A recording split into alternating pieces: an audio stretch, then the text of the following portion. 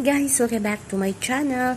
Ito na nga ang inaabangan ng reaksyon ni Ate Jazz sa eviction ni GM, sa paglabas ni GM Ibarra sa outside world. Ipagpatuloy ba nila ang kanilang pagtitinginan sa outside world or career muna ang uunahin?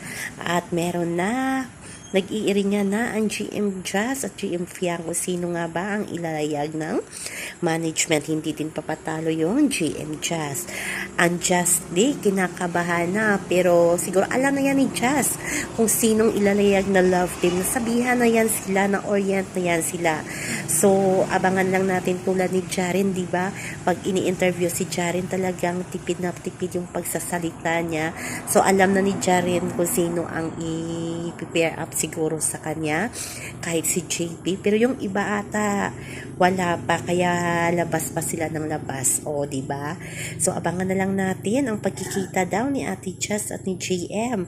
Ipuporso ba ni GM ang kanyang nararamdaman kay Ate Jazz, or ilalayag ba ng management ang GM Fiang? Yan ang malaking katanungan ngayon ng tao. So yun ang po sa ating update. So yun, hanggang sa muli. Bye-bye!